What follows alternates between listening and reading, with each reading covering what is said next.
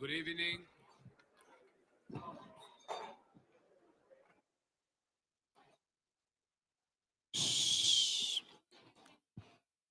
Excellencies, ladies and gentlemen, good evening.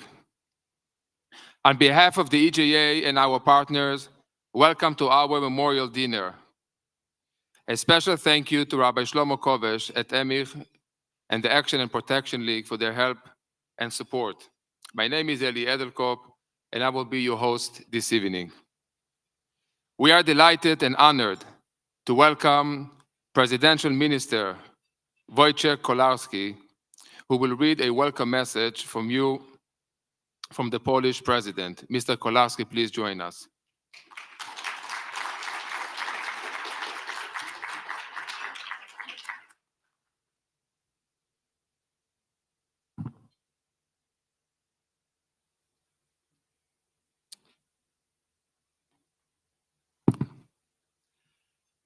Good evening.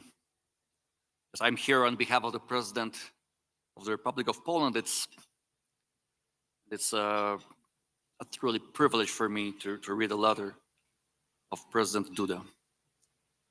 For you, organizers and participants of the ceremony. Ladies and gentlemen, I wish to express my gratitude to the members of the European Jewish Association for organizing yet another ceremony which illustrates the tragic fate of the Jewish population in the 1930s.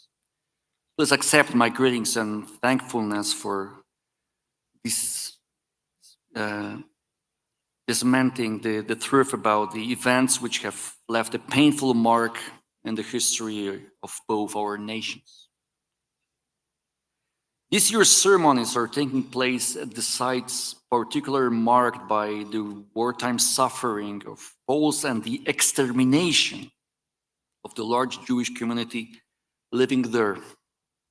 Both Krakow, the occupation capital of general government, and the former German Nazi concentration camp Auschwitz-Birkenau, the place of murder of over 1 million victims of the Nazi perpetrators, were witnesses to an unimaginable drama.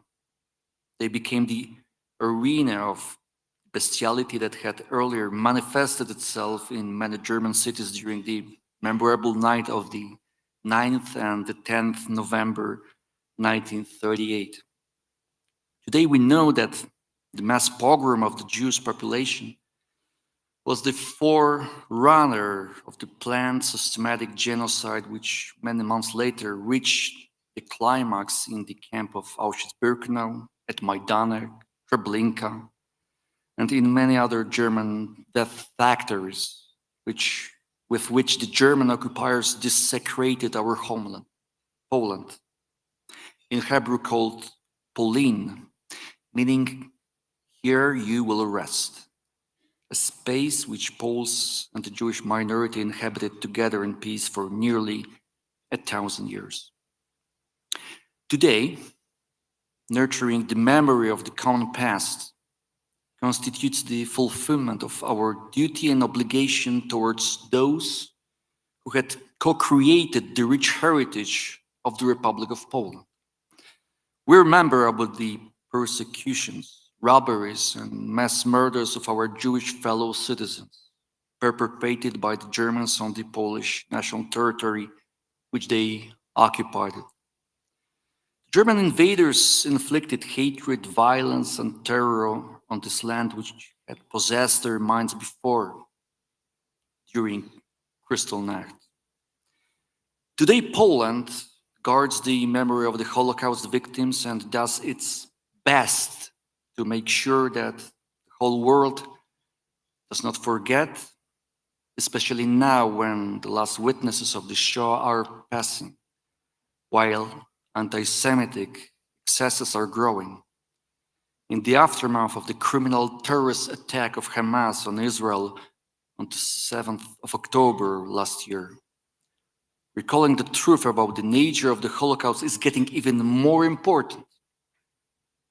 We are doing it concerned about the future of the world, which we want to be a safe place free from hateful ideologies and the lack of war. We are aware of the special responsibility we bear for protecting and conveying successive generations the full historical truth about the tragedy which unfolded in our country.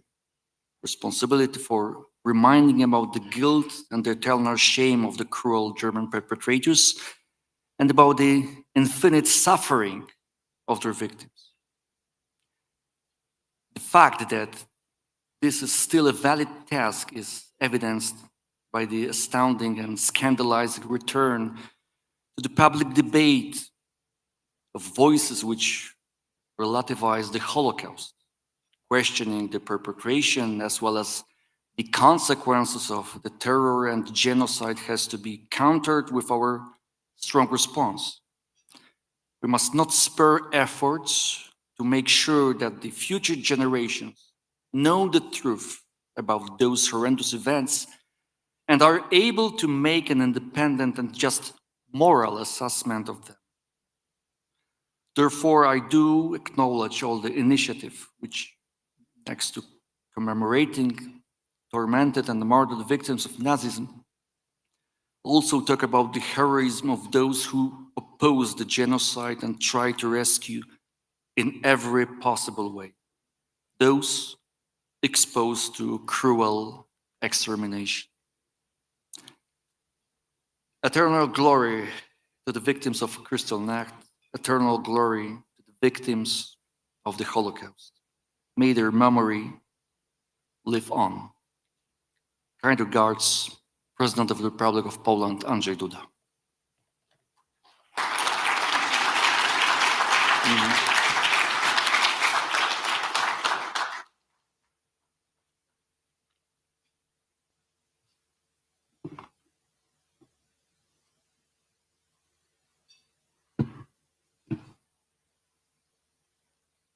Thank you, Mr. Kolarski.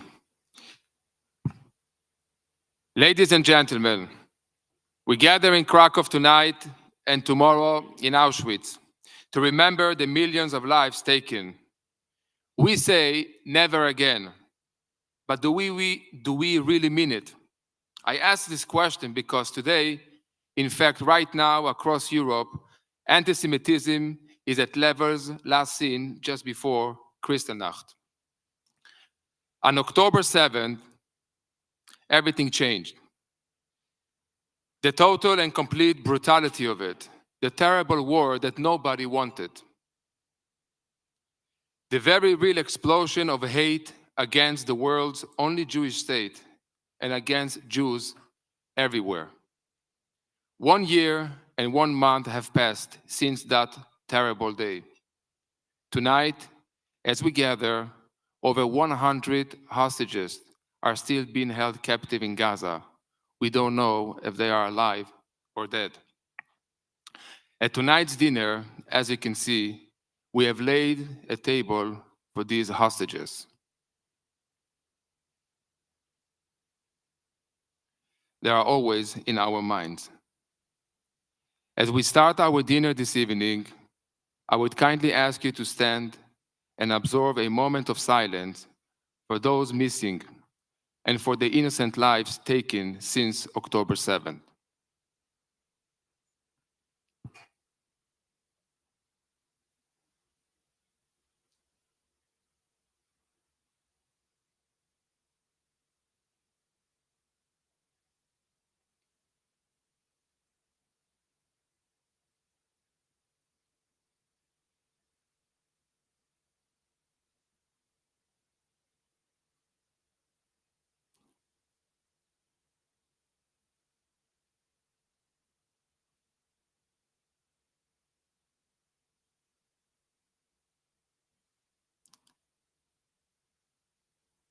Thank you. For many of you, this is your first time with us at the European Jewish Association. But what is the EJA and what do we do? We have prepared a short video for you about the EJA.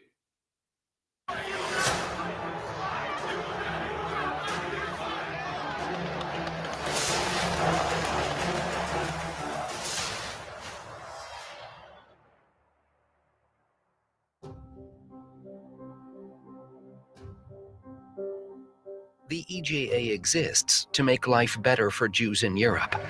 Free from hate, free from ignorance, free of anti-Semitism, free to grow, free to be. We know that in every generation, Jews have faced challenges. Time and time again, the links in our long, unbroken chain have been put under immense pressure. During the Holocaust, they were almost broken completely. In a continent that should know better, antisemitism, the oldest hatred, still persists.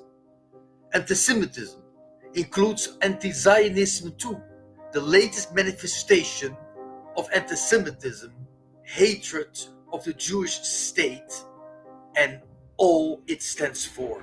Combattre l'antisémitisme, combattre l'antisionisme. Et on doit également faire très attention en Europe à toutes les lois qui pourraient donner raison aux antisémites, aux lois qui pourraient remettre en cause la présence juive en Europe. C'est fondamental de combattre l'antisémitisme, l'antisionisme et de maintenir une vie juive possible dans les différents pays d'Europe. The EJA's work is appreciated by politicians, diplomats, and by Jews across Europe.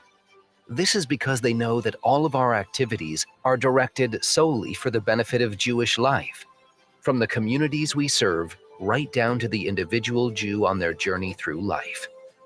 That's why we take leading politicians and diplomats from across Europe to concentration camps and ghettos across Europe.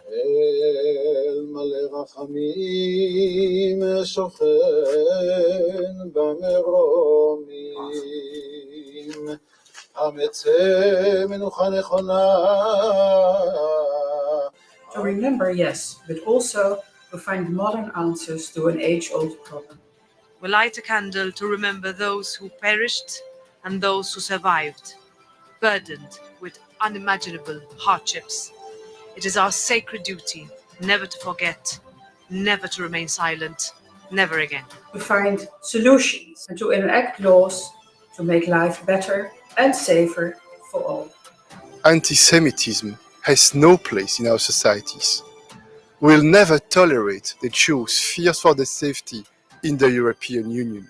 An old evil is resurfacing in Europe. Swastikas have been painted on the homes of Jews. Synagogues have been vandalized. I really hope we can build a world without anti-Semitism, without racism, without discrimination. The European Jewish Association fills an essential role, working in conjunction with European institutions, the Parliament and regional and national parliaments, combating anti-Semitism in all its forms, empowering Jewish communities, and strengthening Jewish life all across the continent. The EJA is all about a Jewish future, a future that is in our hands. Jewish communities are lifeblood of Jewish life, but too many are being left behind or are stuck in decline. The EJA brings communities together, from the biggest to the smallest, for important conferences, to make bonds, to share best practice, and to be part of something bigger than themselves. We connect them with key decision makers and policymakers in their own countries. And where the needs are greatest, we offer rabbinical, security, and charitable support. One of the most important missions for the European Jewish Association is to work together with Jewish communities and organizations from across the continent to ensure, together with governments, universities, and authorities, that Jewish people in Europe will be able to live with security, a full freedom of religion. There are many challenges and much to do, but together we could do it.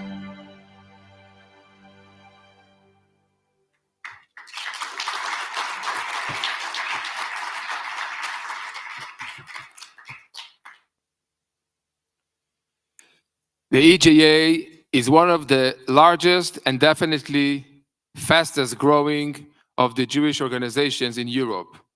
It came to existence because of the vision of one man, and it is my great pleasure to invite him to address the dinner this evening. Ladies and gentlemen, please join me in welcoming Rabbi Menachem Margolin to the stage.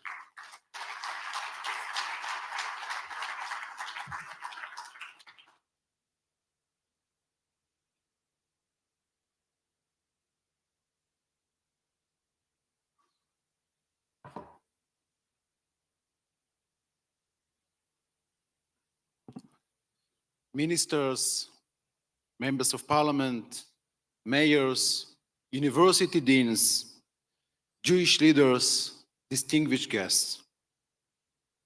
First and foremost,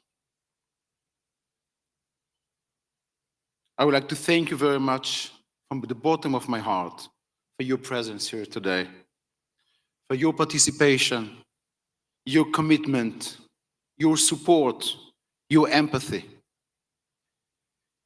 It is in difficult moments that true friendship is measured. And now, when we are going through difficult days, your support is greatly, greatly appreciated. Thank you very, very much. Dear friends, one of the most defining events in the history of the Jewish people was the first war they faced after they left slavery in Egypt. This was the war started by Amalek against the Jewish people over 3,000 years ago. Unlike other wars started for politics or territory, Amalek's war had no aim except pure destruction. Their hate was so deep that the only goal was to wipe out the Jewish people completely. This is why the Torah commands us to remember every day these horrific facts. Remember what Amalek did to you on your way out from Egypt. Unlike most other battles in the history, the reason for this war still exists and remains alive today. This Amalek hatred is a deep and terrible evil that has been around throughout history, taking on different forms. It represents the harshest form of cruelty known to humankind. It goes against everything good and fair. We may not fully understand why evil exists, but we do know that we can only truly appreciate light when we experience darkness. Evil always acts as warning. It reminds us that at any moment, absolute darkness could fall and bring cruelty not just to the Jewish people, but to the very core of humanity itself. 86 years ago, on the night of November 10, 1938, pure evil erupted once again, the Kristallnacht. This wave of hate spread across Germany, then Austria, and within 2 years, it had reached all of Europe and beyond. After that night, nothing could stop the flood. It set the stage for the final solution, the total extermination of the Jewish people. The Nazis made Jewish extermination, as you all know, the top priority, even more important than the war ambitions. This is clearly seen in the final years of the war, when in 1944, as Germany faced defeat, they still kept the genocide machine running. At Auschwitz-Birkenau, the largest death camp in history, the Nazis went to great lengths to keep it going, even when it was clear that doing so could harm the military efforts. In his final moments, in May 1945, when defeat stared him in the face, Hitler chose to focus on the Jewish people in his very last message. His eternal duty, he said, was to continue hating them. Just before committing suicide, he said, "Centuries will pass, but from the ruins of our cities, the hatred will always rise again against those ultimately responsible, the Jewish people." There is something especially dark about these words.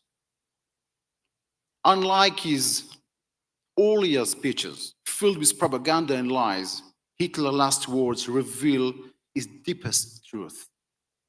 With destruction all around him and with nothing left to achieve, he chose to make his final words a message of pure hatred, the very essence of evil.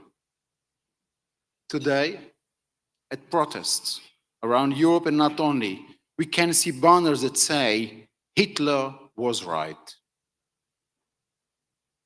As painful as it is to admit, there is small truth in it, but not in the way the protesters mean. In one thing, Hitler was right. Even though Nazism was defeated and Hitler is condemned by history, the hatred he spread did not die. Year after year, month after month, day after day, we continue to see it rise again. On October 7, 2023, this hatred found new life. The tidal wave of anti-Semitism has returned, flooding the streets of Europe, of North America, at prestigious universities and on social media. Please do not be fooled about this hate. It uses different slogans, but it is the same hate. There is no real difference between swastikas and chants of Juden raus and the slogans like, "From the river to the sea, Palestine will be free."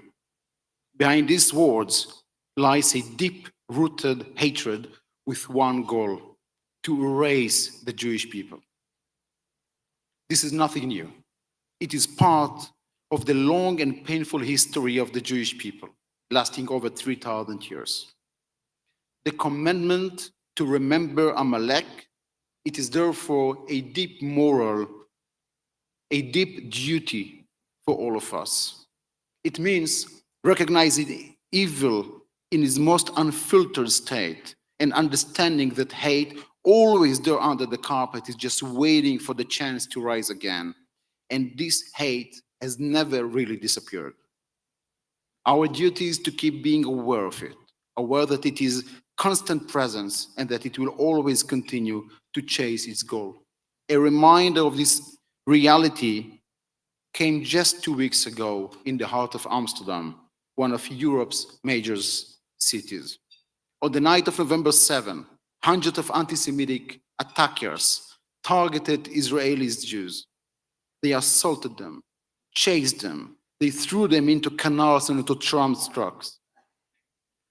They have attacked even the hotels where they had found safety. Jewish people in Amsterdam once again found themselves hiding underneath tables and locking themselves in rooms, afraid of the hatred and terror that overtook the streets and their lives. Anna Frank would have known the feeling very well.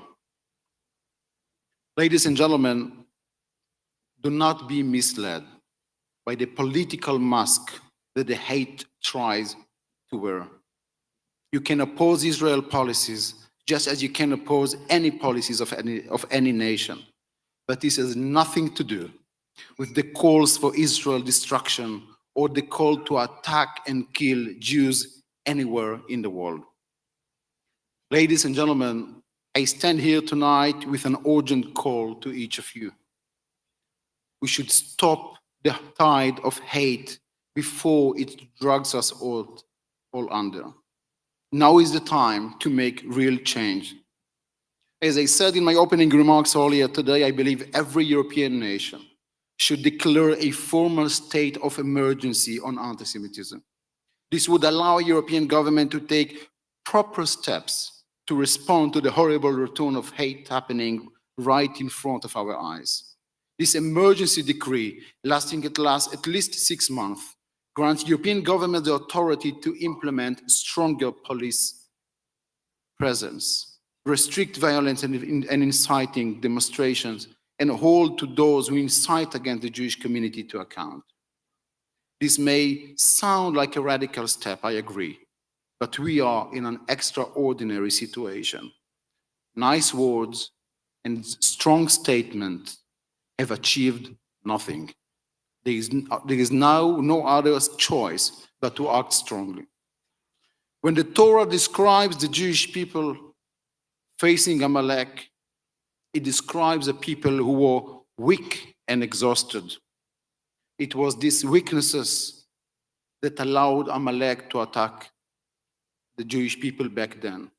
Therefore, we must never forget, and we must be strong. Because in the end, we have no other Europe, no other world. Some people ask, what is the secret of the Jewish people's success? I believe it is in our belief that yes, evil does indeed challenges us, but we will not allow it to exist forever. Goodness, on the other hand, is eternal, and light shines even brighter in the darkest night. This is why for over 3,300 years, in good times and in bad, the Jewish people have stayed committed to humanity in science, medicine, technology, and ethics. Only 3 years after surviving the horrors of the Holocaust, the survivors established the State of Israel and turned it into a bright home for the Jewish people. Many empires of evil have vanished, but ultimately it is goodness that victories. I have no doubt that this will be the same also these times. It is in time of difficulties that the greatest example, this is what counts. And for this reason, I would like to thank you very much for choosing good, for being with us today, because together with God's help, we will make sure that Amalek once again will be defeated and goodness will be prevail. Thank you very much.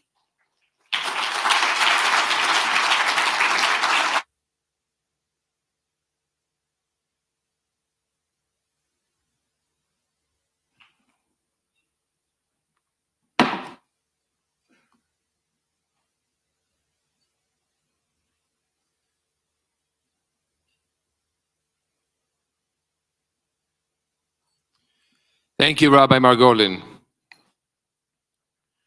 We know that in every generation, Jews have faced challenges. Time and time again, the links in our long, unbroken chain have been put under immense pressure. During the Holocaust, they were almost completely broken. Our next guest, ladies and gentlemen, is a very special lady. She was a hidden child, and she survived. She has spent her life teaching against hate, about the need to educate against it. She is tireless and she is fearless. She was honored by the King of Belgium with the title of Baroness for all the work she has done to build bridges between communities and as president of the Forum of Jewish Organizations in Antwerp.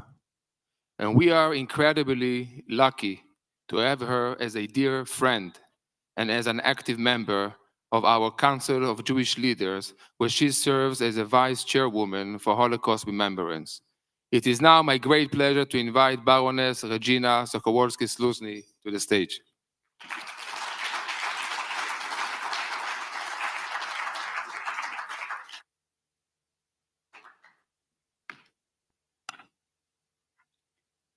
Good evening, everybody, and thank you for giving me the time to tell something about my life when I was a little girl during the war.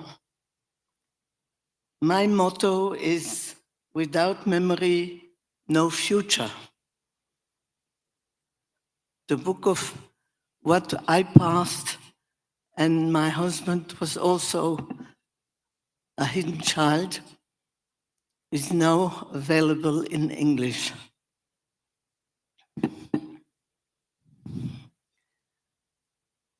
My two parents came from Poland.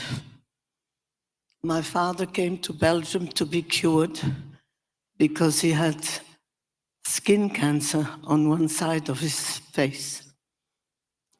And in Belgium, the doctors knew how to cure him. After he was cured, he came back to Warsaw to get married. He came from a very Orthodox Jewish family, and he had never worked till then, but he was helped in Belgium not only by the doctor, but also by the brother of his mom, his uncle, who told him that after he gets married, he could come back to Belgium and he would help him to find some work. Well, after his wedding, he had to come back on his own because in Belgium, the law said that he had to prove that he earned enough money to keep his wife, and he had never worked.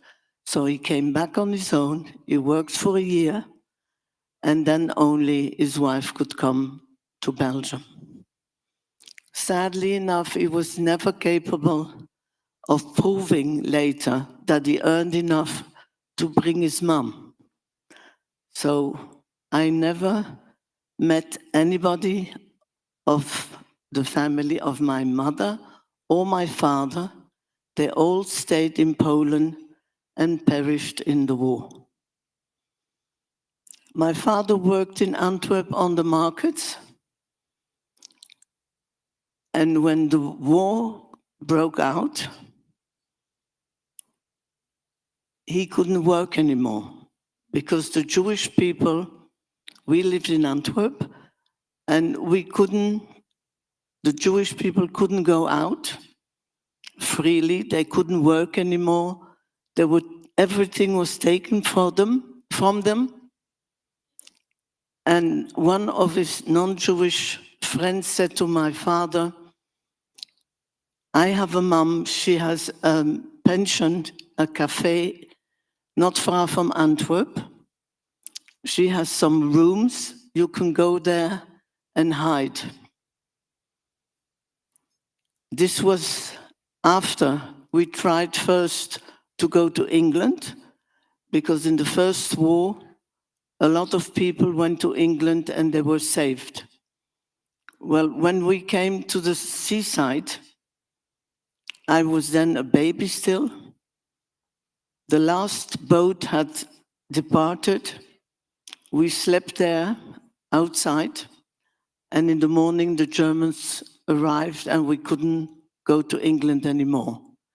It was the soldiers, the German soldiers, who brought us back to Antwerp, and all the other Jewish people who were there from Brussels and from Liège, because one of the laws was also that the Jews had to live in the big cities. When we arrived at home, everything was stolen from us. There was nothing anymore in the house, and my father must have written to the town hall in Antwerp to tell them, we have nothing to live anymore, we have no money. And actually, they paid my father because they thought it was the Germans were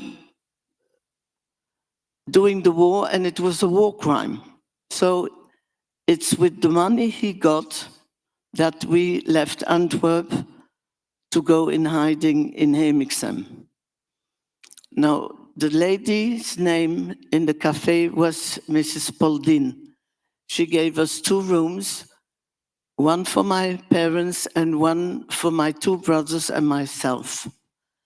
My eldest brother was about 10, the other one was about 8, and I was only 2.5 years. Now, they couldn't come out of the rooms during the day because most of the Jewish children used to have very dark hair. I was one of the exceptions. I had blonde curls, and I could go down and play in the yard behind the house, which was closed.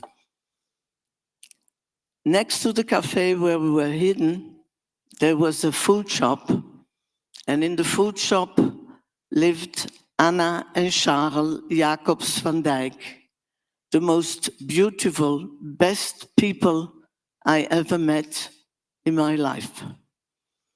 The wall between the 2 houses, there was a hole. And me, as a little girl of 2.5, I could go from one house into the other one, going through that hole. Anna and Charles had no children, and they never got any children, just me.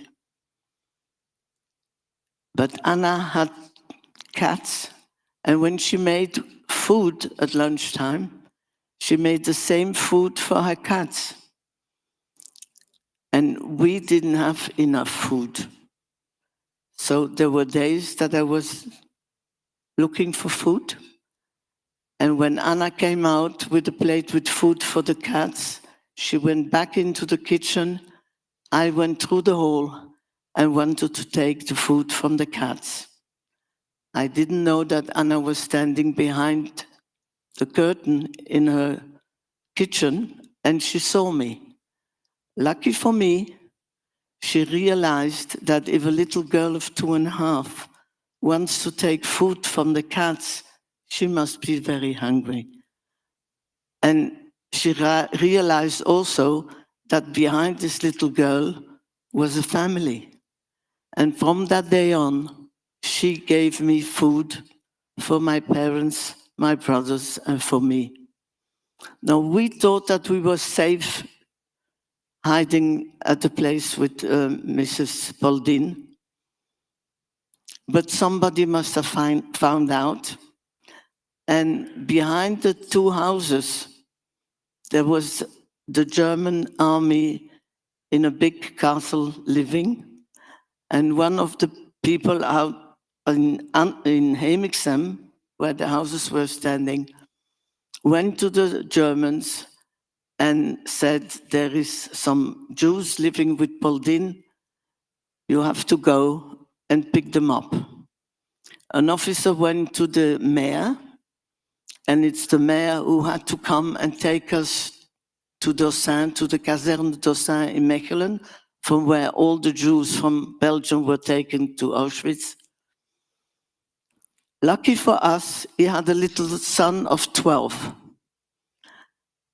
And he decided to send his son to Charles, the neighbor where we were living, and come and tell my parents to flee from the back of the house because there was an entrance in the front and also a door to get out in the back of the house.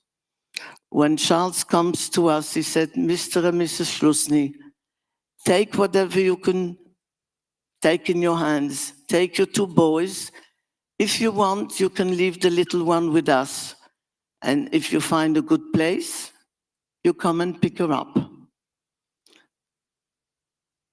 My parents had maybe 2 minutes, 3 minutes, 5 minutes, I don't know.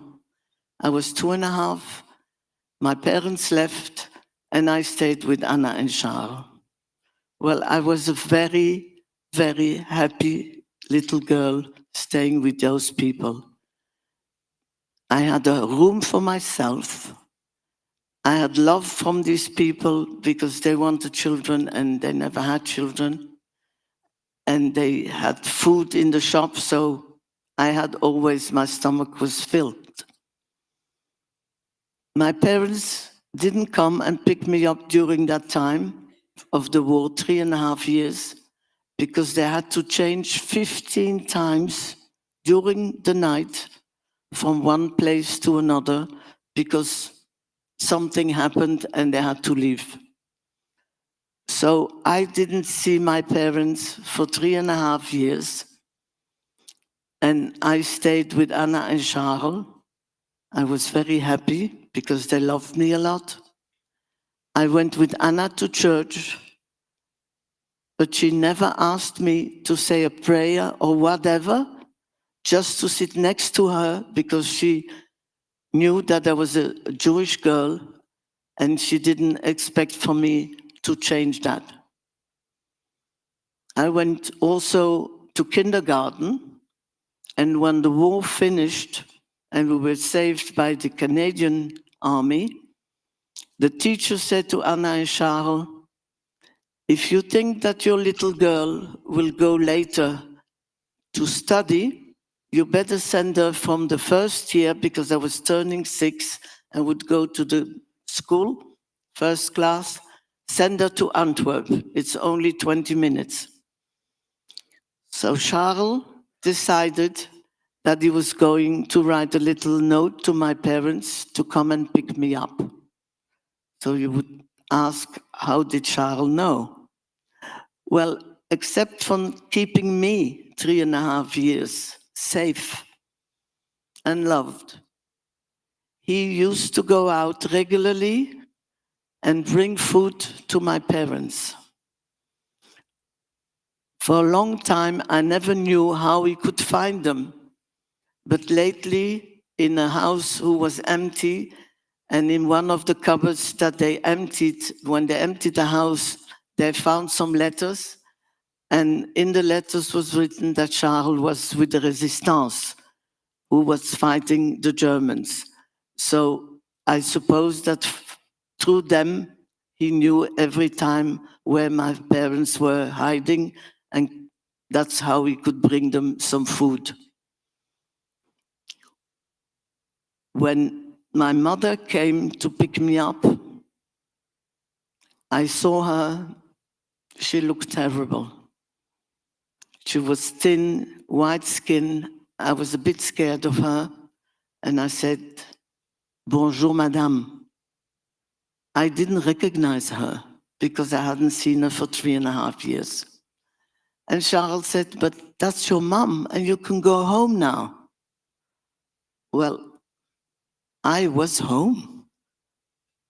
I didn't remember that there was another home.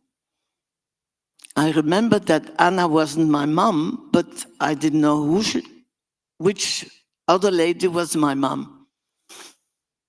Lucky for me, my mother asked Charles and Anna, how can we ever do something for you for saving our little girl and bringing food for the 4 of us?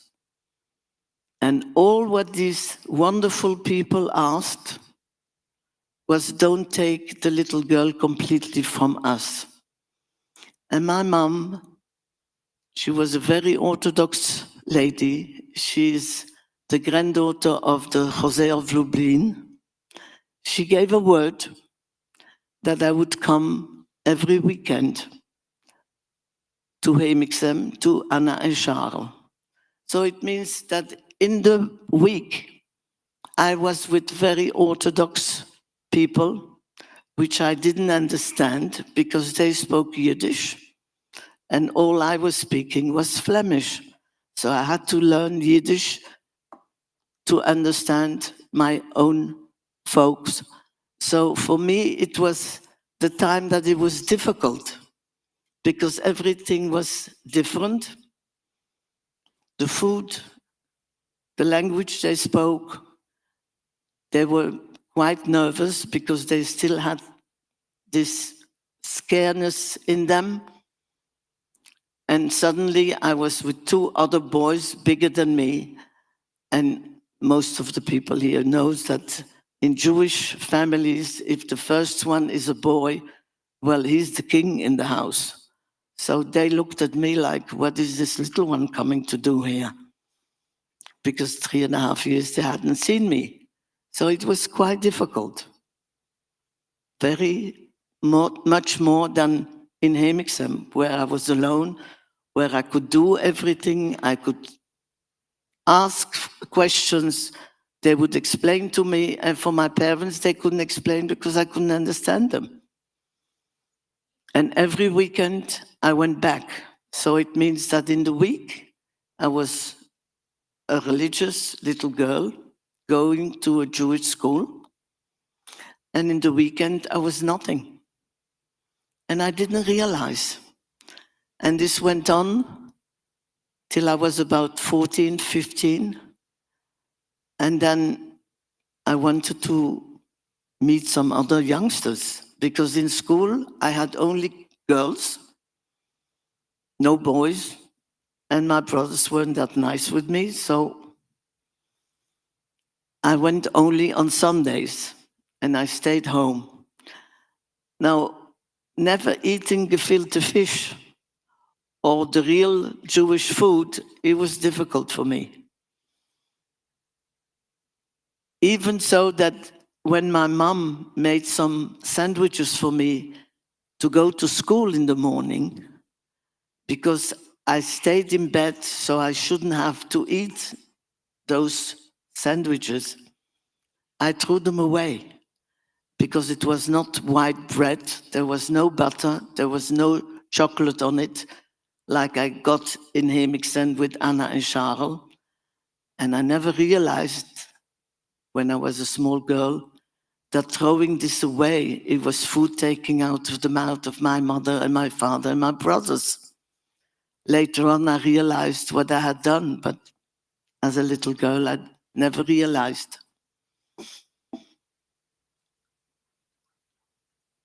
So I was one family, my war parents, as I call them, and my own parents. I made it my life motto to go to schools because I think that those people, the righteous, they can't be forgotten. The goodness of these people, that I am staying here, that I was married and had 2 children. I have 4 grandchildren and a great-granddaughter. It's thanks to those people. We can never forget that. But nowadays, when I go to school, it's okay because I know where I'm going. But one school in Antwerp, the teacher said to me, "Will you come this year?" I said, "Why shouldn't I come?" She said, "Because the Muslim teacher said to me that if Regine is coming, she will invite a Palestinian to come and tell about what's going on now in the East." And I said, "Well, it's got nothing to do with that, because I want to see only good people and not bad. And my wish is that there would be nowhere a war, but people have nothing in their mind. They didn't learn anything, and that makes me sad." Thank you very much.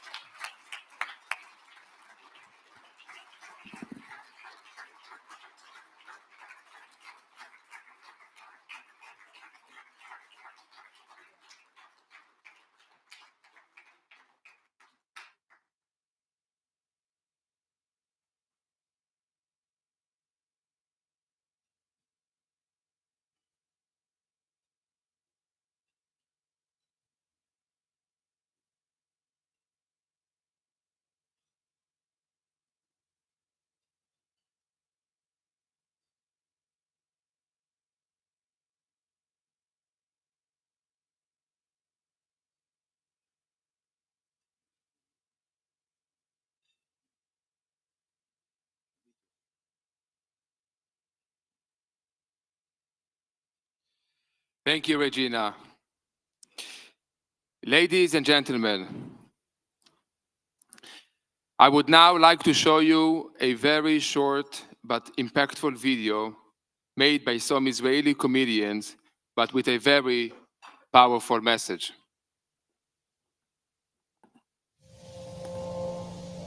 זה היה בבוקר של 9 באב, התעוררנו מרעש מחריד, לא הבנו מה קורה. עד שהבנו, אז הרומאים התחילו לשרוף את המקדש. תוך רגע הם מילאו את הרחובות, התחלנו לשמוע צעקות מרחוק, אז סגרנו את החלונות, נעלנו את הדלתות, וישבנו בשקט, בלי להוציא מילה. ואז שמענו צרחות מהבית ליד.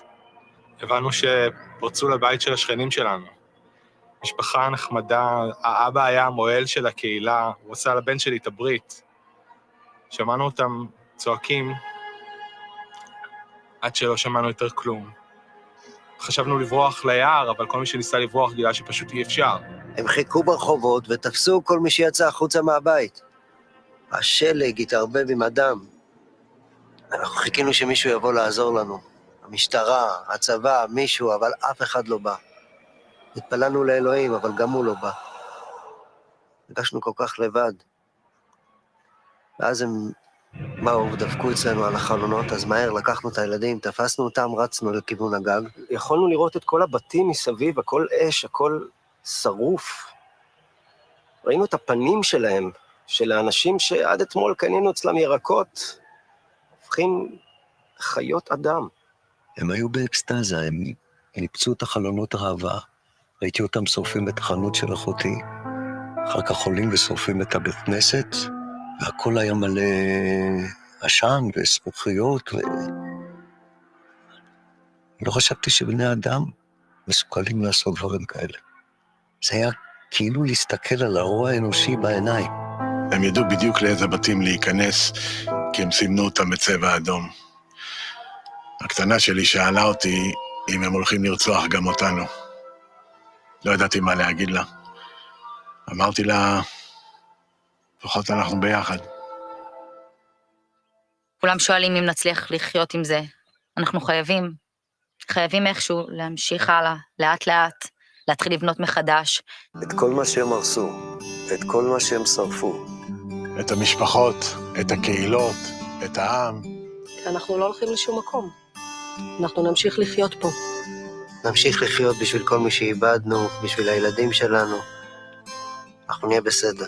בפנים עמוק אני יודעת את זה. רק אם הייתי יכולה לראות עוד פעם אחת את אחותי. את הבן שלי. את האח שלי. את האחיין שלי. את אבא שלי. את אמא שלי. רק עוד חיבוק אחד.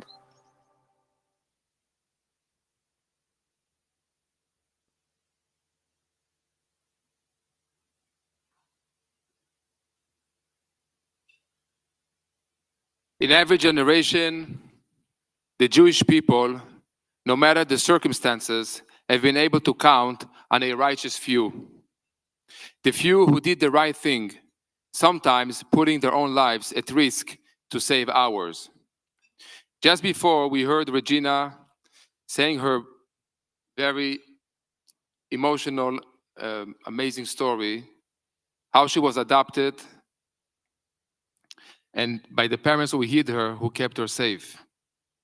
In today's world, it is not an easy task to support Jewish people, much less the state of Israel. But as I said, in every generation, there are a few righteous people. Our next guest is very much among them. Pastor Dumisani Washington has organized Christian support for Israel across the United States and in Africa. From South Africa, Zimbabwe, Togo, Ghana, Nigeria, Ethiopia, Kenya, Morocco, and many more places. Pastor Washington is also the founder and CEO of the Institute for Black Solidarity with Israel. It is incredible and important work. It comes from a place of deep faith and of deep commitment to the Jewish people. To tell us more about his work, it is my great honor to invite Pastor Washington to join me on stage.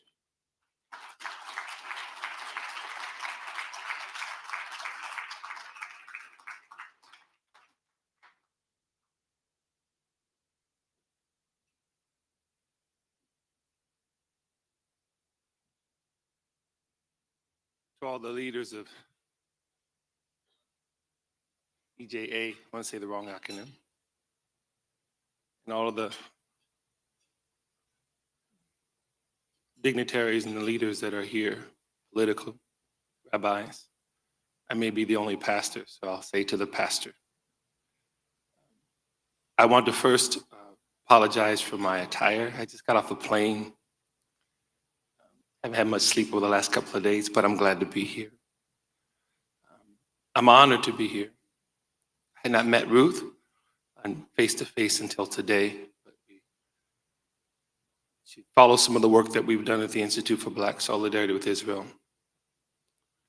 And we're honored to do that work as well. I started that organization in 2013. And I started it several months after my first trip to Israel, which was December 2012. I was part of the African American Pastors Tour of Christians United for Israel, an organization for which I served on staff for nearly 7 years afterwards, but I wasn't on staff at the time. I was no one important any more than I am now. I just was fortunate enough to go to Israel, something that I always wanted to do. And when I went, I was always a lover of Israel as a Christian growing up. And there were two things in my heart.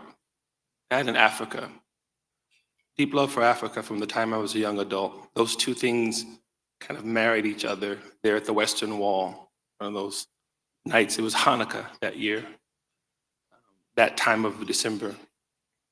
And I can only explain it in this way, and I speak about it in my book, that God placed on my heart to leave there and do the work of strengthening the relationship between both the Black and Jewish communities in the United States and Israel and Africa.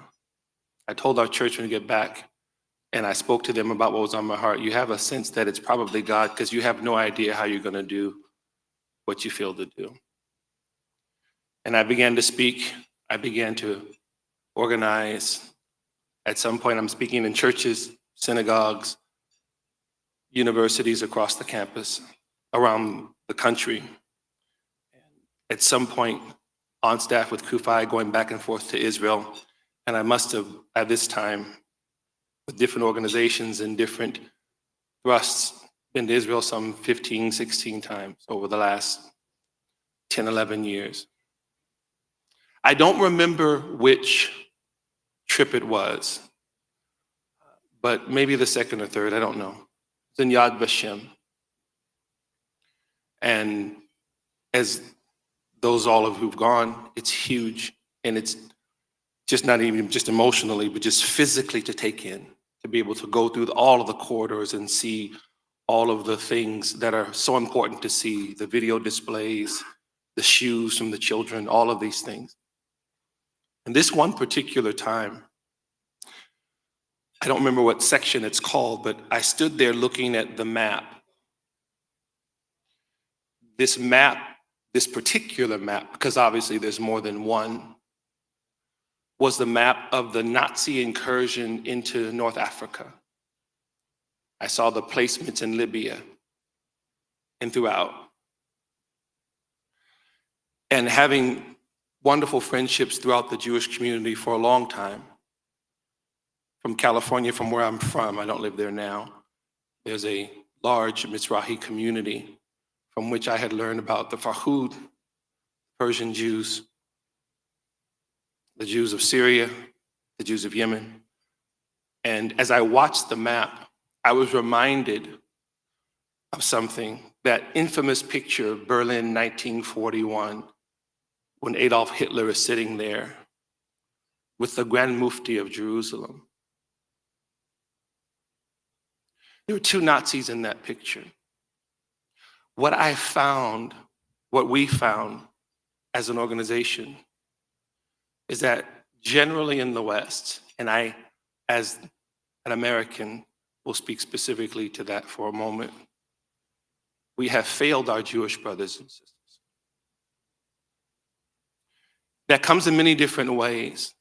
And since I don't have my regular preach it allotted time of an hour, I'll whittle this down a couple of moments.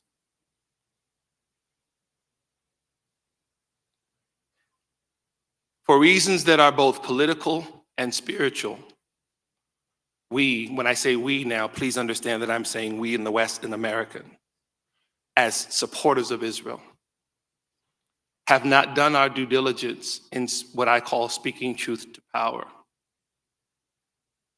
It is politically inexpedient to name Israel's enemies by name when they don't fit a specific genre. And this has captured the West.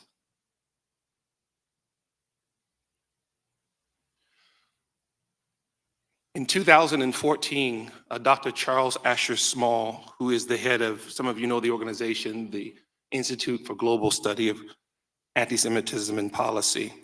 There's an article that was written about him in Algemeiner, April 2014. And the title of the article is Rwanda Genocide Scholars Urge Jews to Recognize Iran Threat as Similar to the Nazi Regime. That's the title of the article. I'm going to read for you 2 sentences. Dr. Small said the Rwandans, quote, were very much concerned about the future of Israel and the dehumanization by radical Islamists as the Iranian regime against the Jewish people, and wanted to know why the American Jewish community were not as alarmed as they were, end quote. Quote again, the Rwandan group implored me to tell the Jewish community, its leaders, intellectuals, professionals, and policymakers that the Iranians, meaning the leaders, not the people, were using the same tactics against Jews as the Tutsis had suffered in Rwanda, which was similar to the Jews during the Holocaust. This was 10 years ago. There were Rwandans who, because of the genocide that they suffered in 1994 and Israel's help, Israel actually built a memorial, for those of you who don't know, in Rwanda, commemorating that genocide, whereas the West completely forgot about it. And the Rwandans, who are already devout Christians and Christian Zionists, felt an even more of a connection with their Jewish brothers and sisters. So they were concerned, and they saw this Jewish scholar at the conference, and they cornered him, if you will. and they were concerned with the rhetoric. 10 years later, the Islamic Republic of Iran is the Third Reich of today. The problem is not many can admit that. Can you imagine the greatest generation defeating fascism and not being able to name who and what it was? This is the capture that is here. When we are speaking with Black pastors across the country in the United States, we are talking to them about the biblical mandate to stand with Israel and the geopolitical reality that is both Israel and the anti-Semitism that we see flowing from that. Our organization warned, and we weren't the only ones, that before you got to October 7th, 2023, there was May 2021 in which Islamic Jihad fired some 4,000 rockets into Israel. A large percentage of them actually falling in Gaza and killing Palestinians. The media didn't care about any of that. Some of you may remember throughout the West, but now specifically the United States, Jews in the streets of New York, Chicago, and LA were being accosted then, more than 2 years before October the 7th. And we put out statements in our organization and we said, because of the Jew hatred that was being fomented on our college campuses, in social media and other places, and was being allowed to, even indirectly funded by our government. Why do you say that, Dumisani? The Muslim Brotherhood hides as nonprofit organizations that receives tax dollars throughout the United States of America. We are funding our own war against our Jewish brothers and sisters and against us. We predicted that the next Israel-Gaza war would bring about, sadly, what we're seeing now. Why am I saying this to you? We have these conversations with Black pastors and leaders so that they understand what is happening and that they're able to inform their parishioners, that they're able to inform their colleagues. We are oftentimes the ones who come into the room and overturn the apple cart to a certain degree. I'm not Jewish, I'm not European, came all the way from North Carolina to let you know that there are many Christians who are standing with you and continue to. And we recognize what Jonathan Sachs says has never been more true than it is today. What starts with the Jewish people never ends with the Jewish people. We recognize that Israel's fight, our Jewish brothers and sisters' fight, is our fight. We understand that. And at the same time, we understand that not speaking truth to power in that fight only imperils you and us and everyone. We're able and honored to serve with an organization called the African Jewish Alliance that actually came about. We didn't start it. It was started by actually African Christians and Muslims who saw what happened to Israel. On October the 7th, there's a former African slave from Sudan who now lives in New York by the name of Simon Dang. Some of you may have heard his name before. And when he saw the horrific videos that Hamas itself recorded and shared with the world, it reminded him of the village in South Sudan that was pillaged the same way. And he was taken as a slave at around 8 years old to an Arab family that lived in the north of Sudan. And he heard the cries, the Allah Akbar. He saw the beheadings. He saw the exact same images. And he says, that's exactly what happened to us. Not only him, Stephen Anada, a Nigerian gentleman who also suffered some of the same things in Nigeria. Our African brothers and sisters stood up and they saw the pictures. And not only were their hearts broken, they had a visceral reaction, one that was deep empathy because they experienced it. They saw it, they knew it. Like when Boko Haram kidnapped those 200 plus girls in Nigeria. And they began to say, bring them, bring back our girls. So when they saw the hashtag, bring them home now, they connected those hashtags themselves. In the West, there is a general unwillingness to admit that. There are even brave Muslims with whom we work who are speaking truth to power. They often don't get the support from the West because there are others in the West who are afraid of being labeled. Could you imagine that your family is about to be threatened with annihilation and you're afraid of not using the right term? This is what's happening. And on the campuses, when Students for Justice in Palestine organizes, they have no voice. So the first group that they look to form an alliance with is, guess what? The Black Student Union. Why? Because those Black students have a legacy from slavery through Jim Crow to freedom. And those students represent justice. So this has been the case, which is something else we tell the Black pastors. That not only do we stand with our Jewish brothers and sisters, not only is it a biblical mandate, but there are those who are attempting to use our legacy to destroy Israel, to use our legacy. Israel is not an apartheid state, nothing close to an apartheid state. So there are Black South Africans who also raise their voices, recognizing that their legacy will not be destroyed from what they went through, so that those people can try to destroy Israel, which is the furthest thing from an apartheid state. There are many who are raising their voices because they recognize what hour this is. As I come to the end of my sermon,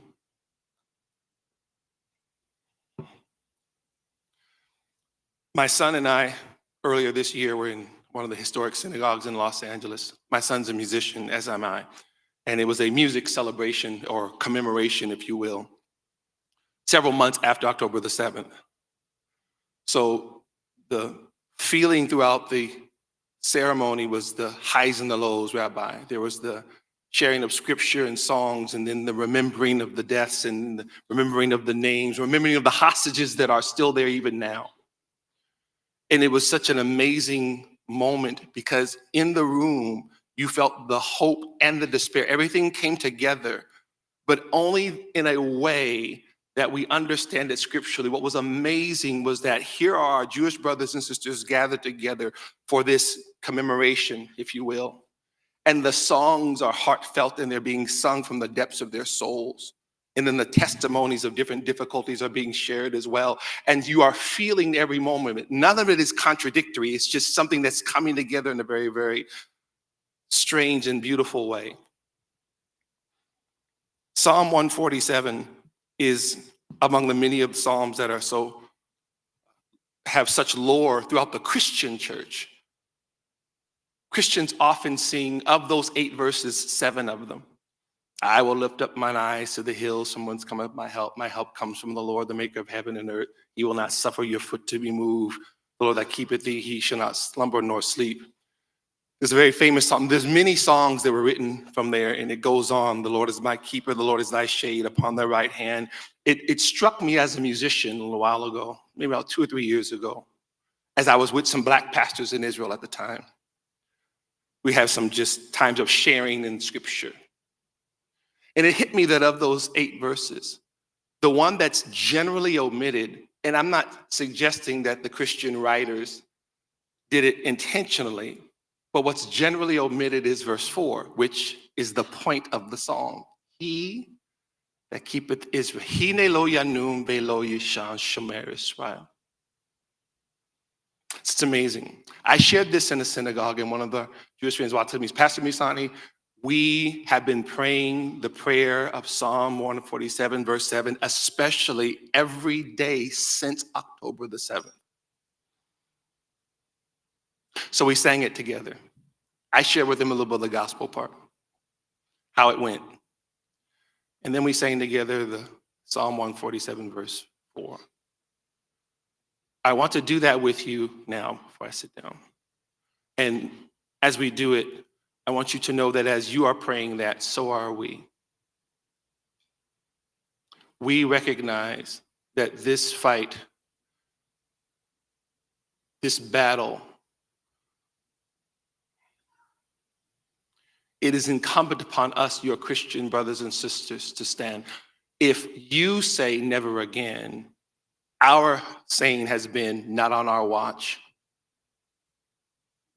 What's happening in all of its ugliness is happening on our watch. So we challenge ourselves in God to do all that we can. So I want you to sing it with me, all right? Hine lo yanu velo ishan. You know that, sing with me. Lo yanu velo ishan. Hine lo yanu velo ishan. Shomer Israel. When I learned that from my Jewish friends in their synagogue, we take it and do gospel things with it and everything. And since October 7th, it has even a deeper meaning for us now. We know that in this battle that we must fight. I have to tell one last story, Ruth, I'm sorry. A few months ago, I was on the phone with an Israeli friend. He's actually a friend of another friend. The friend called me on WhatsApp, we're talking, and he had a friend with him who's one of the captains of the guards in the Galilee region. The captain's name is Gabriel, Captain Gabriel. And he was introduced to me. We started to talk. Pastor Dumisani, thank you all for the work that you're doing. He said, we know that Hashem has us. We know this may be the great battle that the prophet spoke of. This may be, they may meet us in Armageddon. I'm just listening to him. He's just kind of going on about the prophets and everything like that. Say, amen, amen, amen, amen. He's encouraged. And yes, now by this point, a couple of hundred of Israelis have already perished in Gaza. And Lebanon was just beginning in terms of that front. The media lies and says that Israel. I tell people, why wouldn't they're trying to conquer the region. I tell my Jewish friends, you're the worst imperialist I've ever met. You've been there since 1948 and you still have that strip of land. I tell them, you all, that's completely idiotic. Why would they want to conquer the region when they want is peace? They fight the battles that are brought to them. And in that, he says to me, in all his encouragement, he says then to me, Rabbi, some of us may have to die. It hit me like a ton of bricks. Here he is encouraging me as a Christian supporter of Israel, and he's speaking of the God of Israel and how we're going to be victorious.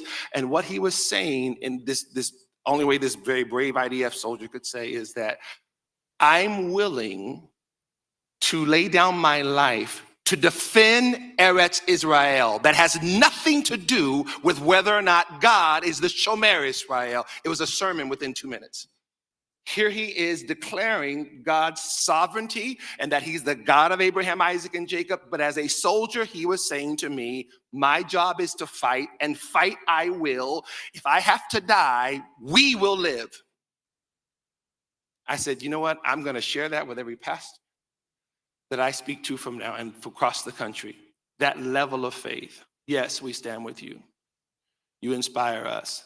Zionism has meant to the Black community for centuries something that means rebirth, that means moving forward, that means building from the ashes. And no less now, you inspire us. We stand with you. Know that it is real. Know that it is genuine. And thank you so much for allowing me to be with you here on tonight.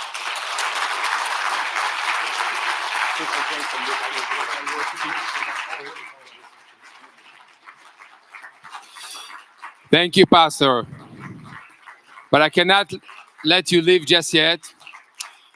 I would like to call on Rabbi Menachem Margolin, Baroness Luzny, Mr. William Daroff, Mrs. Ellen Van Praag, and Mr. Olivier Lazar to join me on stage.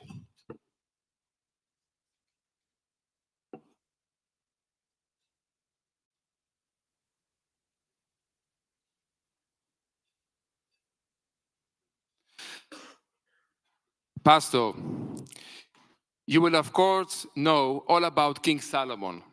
He once said that a friend loves you at all times, but a brother is born for adversity. You, Pastor, are our brother, and we wanted to thank you for this honor that you have given us.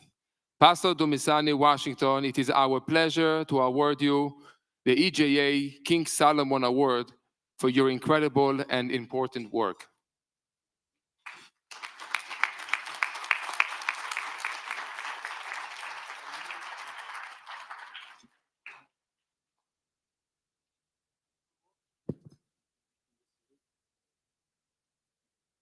It's the wrong side. It's on both sides. Dear Reverend, it's an honor for me to present you with the King Solomon Award from EGA, from all over Europe, from all the leaders. I congratulate you and thank you from the deepest of my heart. Yeah, please, you can shake hands.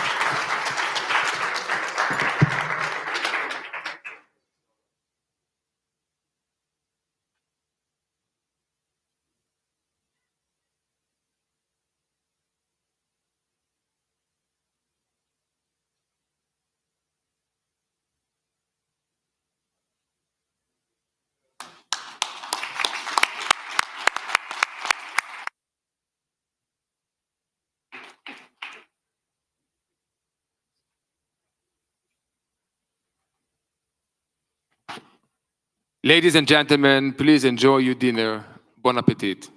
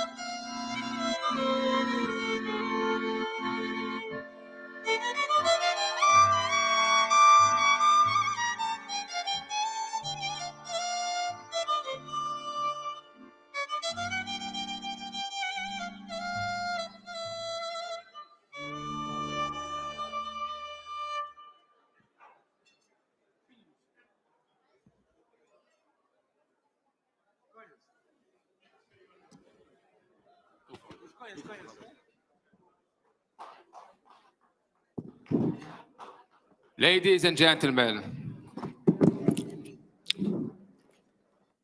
in the middle,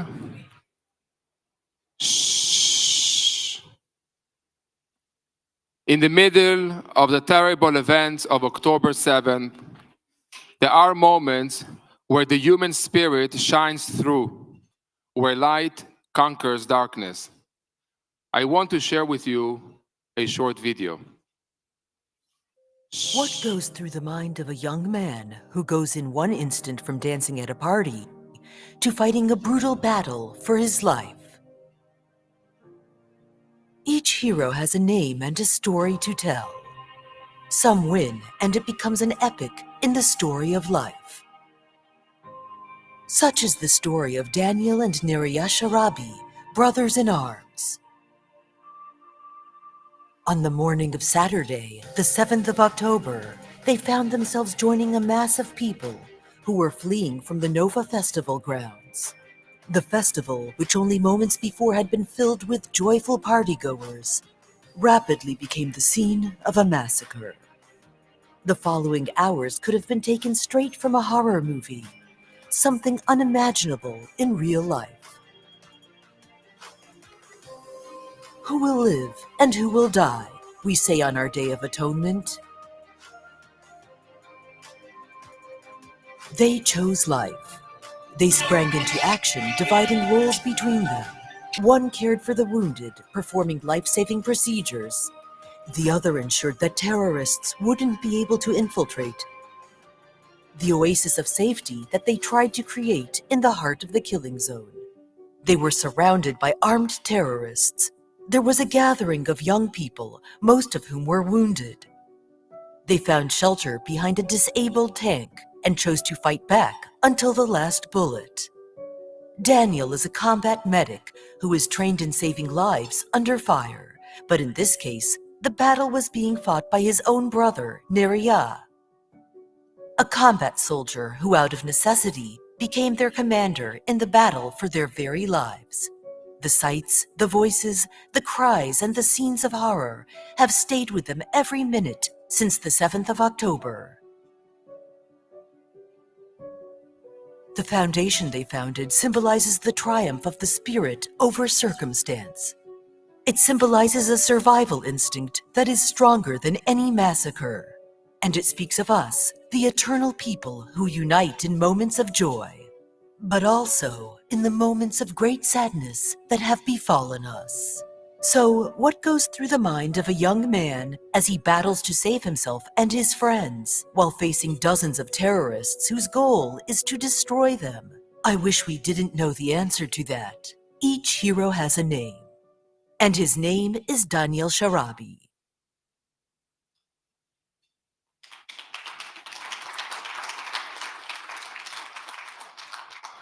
Ladies and gentlemen, it is my great and sincere honor to welcome to the stage now one of the Sharabi brothers, Daniel. Please join us.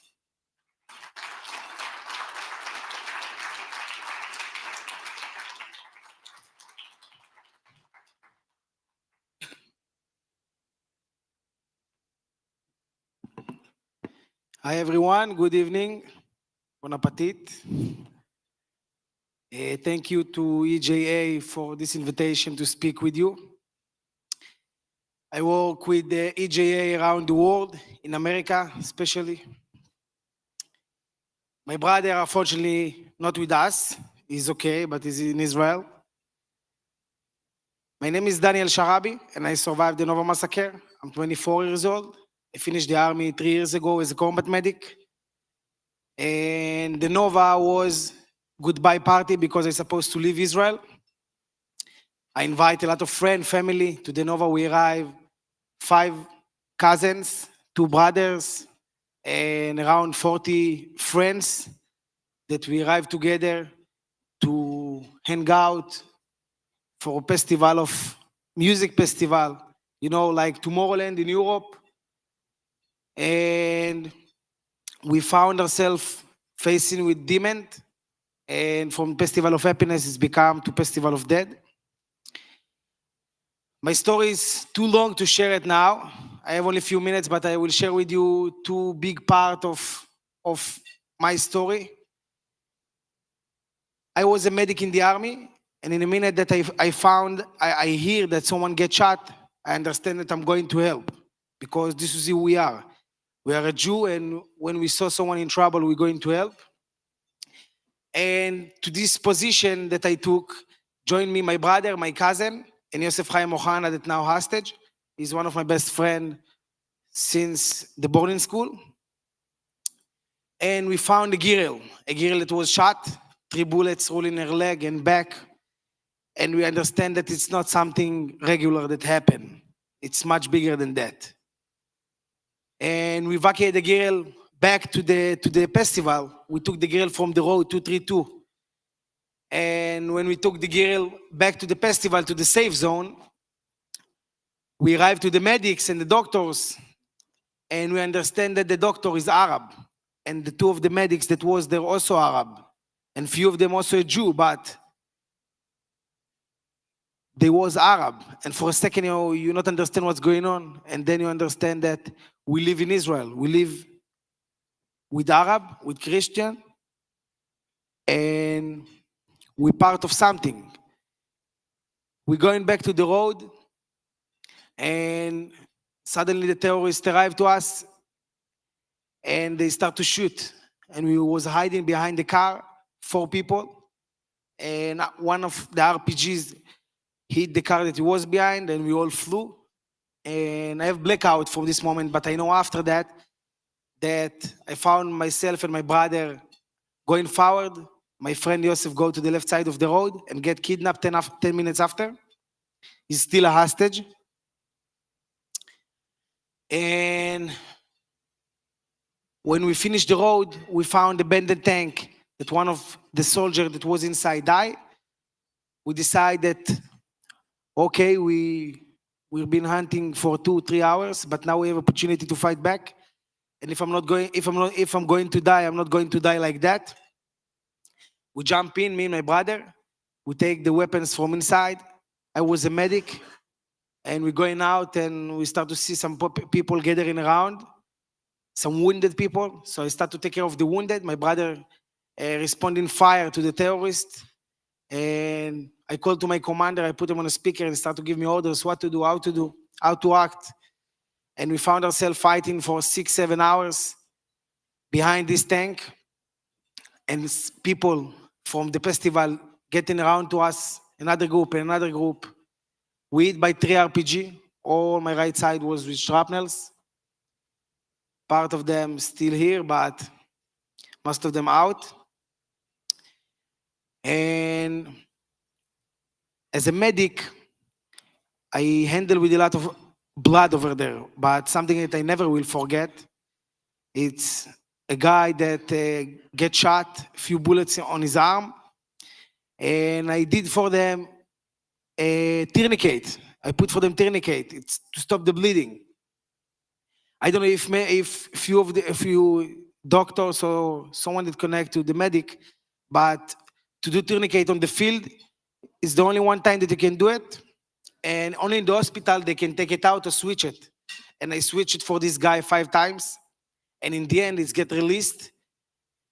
And his van came out and start to bleeding on my face. And I have to touch his van with my right hand to stop the bleeding, and with the other hand to put tourniquet again.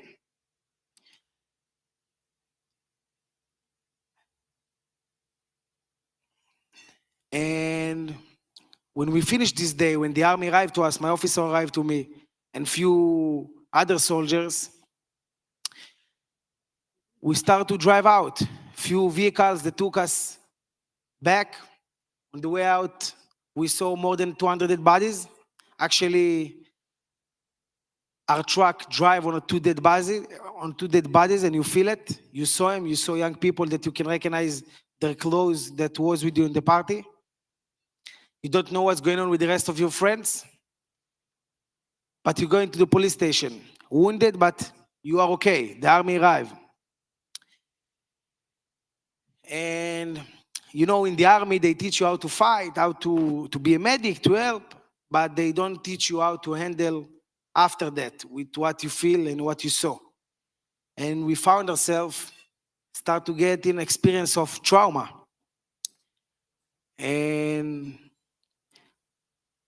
2 weeks after, I start to get panic attacks for the first time in my life. And I start to feel like I'm going to die. I don't know from what. I fight with terrorists. I killed maybe 20, 40 terrorists. I don't know how much. And I'm afraid to die. I start to get treatment. And then I fly to US for the first time. And I start to speak, to share my story and to bring awareness to October 7. And I saw how much is important to me to talk, to heal myself, and to other people hear what is it. What is it? What we've been through? What we're going to be through if we're not going to live on the sword? And tonight, I'm here with you for anti-Semitism and to mention 80 years of the camps. And it's so symbolic for me.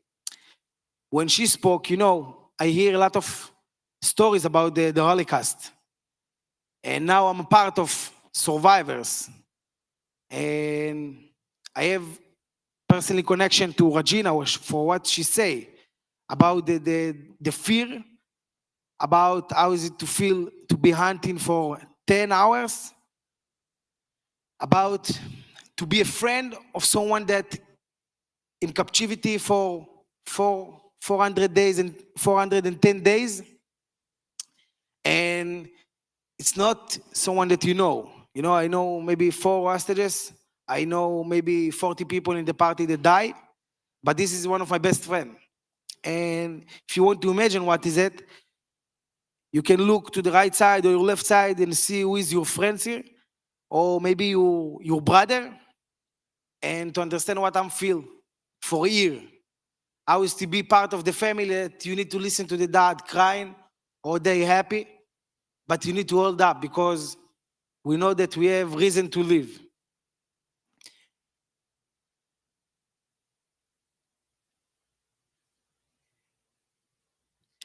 I have one experience from Europe. You know, I'll be traveling around the world for our foundation that we start after October 7 to help to the survivors. And me and my brother and other survivors that we send going all around the world, America, South America, Israel speaking a lot. And for the first time, a year ago, we arrived to Europe. We arrived to England. A rabbi asked a lot.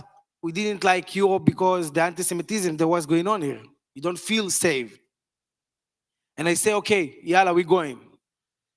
And on the border, when we arrived to Manchester, the police border asked, why do you come in to England? And my brother said, I didn't say, I know maybe it's anti-Semitism. My brother say, we come in to speak about the experience of October 7. And the guy changed his face and put us on the side for 2 hours. And for the first time, I saw something that really impact on all over Europe, on the students around the world, on the Jewish, because who we are. This is why I've been hunting. My friend died. One of my best friends born alive. Only 3 teeth and 1 bone left from her. Her name is Karin. She couldn't run. They killed all the medics. They killed all the doctors. It was at the party. Part of them was Arab. And I understand what is it and why is it. Okay, we understand that is anti-Semitism in Europe and in England especially. But in the way out, I found out why. When we left Europe, we arrived to the airport, but unfortunately the rabbi buy a ticket out for a month after. For a month after. And we arrived for nothing. But we have to go out, so you need police to guide you out.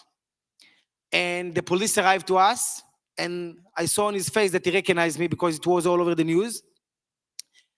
And he right away called to his commander. A woman arrived, and I understand this is someone higher than them because she afraid or he afraid to deal with us.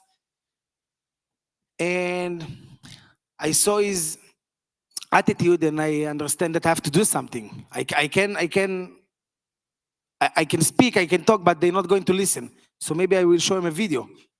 And I show him one of the worst videos that I have on my phone from October 7, that I'm taking care of a girl that was naked and shot. And I saw her face changing, and I saw her get empathy for me. And she started to act like a human to human. And what I understand that they need to know, we need to bring awareness. And we need to bring awareness to October 7. And we need to bring awareness to what is Israeli mean, what is a Jewish mean. It's not mean bad people. Because now all the students around the world going to be the power of the world in 20 years from now, and we're going to lose. We're going to lose in economic, we're going to lose in security, we're going to lose in life. And we don't want that.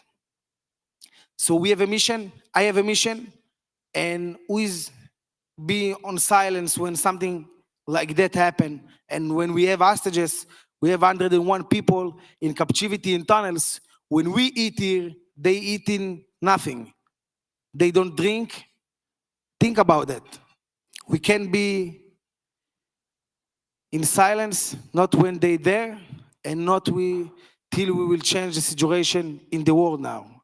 If not, we have to give up. I'm here to tell you one more thing. We have hope. We are strong, and I promise you, in the name of thousands of survivors, we're going to rebuild our country from the beginning.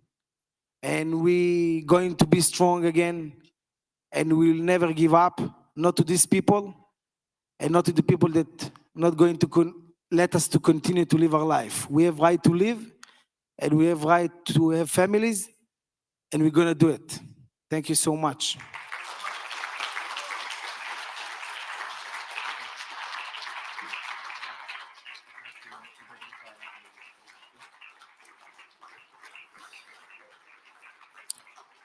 Thank you, Daniel. I would like to call Rabbi Margolin, Mr. Yaron Zelov, Mr. Jeremy Urban, and Mr. Gabo Futo to join me on stage. Thank you, Daniel. You and your brother saved lives. There will be generations of continuity because of what you did. You are the strongest of lions, the bravest of heroes. It is our pleasure to present you with the EJA King David Award. Nobody deserves it more than you.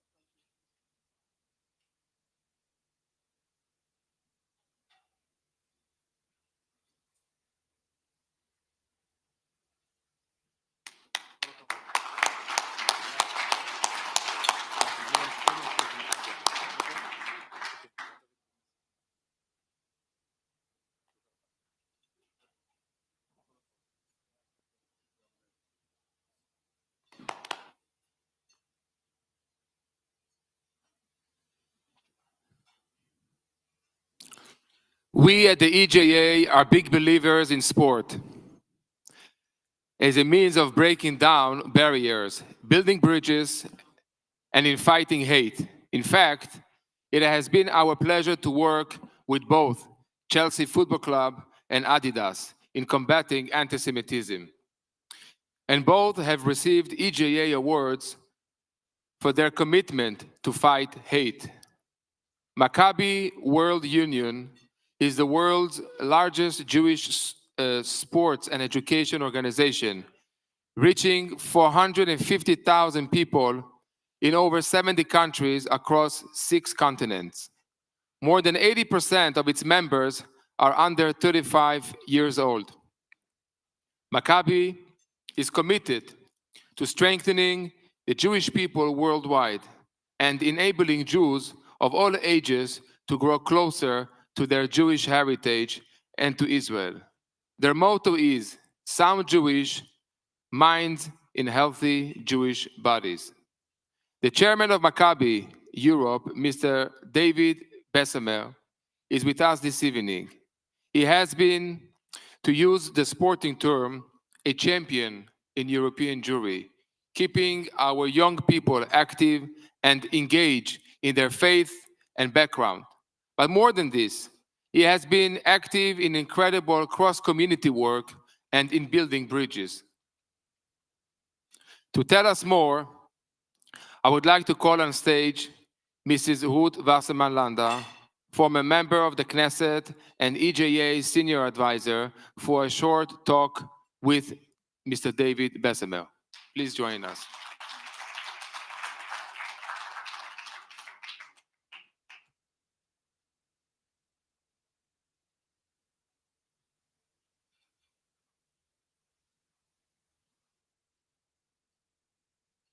Good evening, everybody.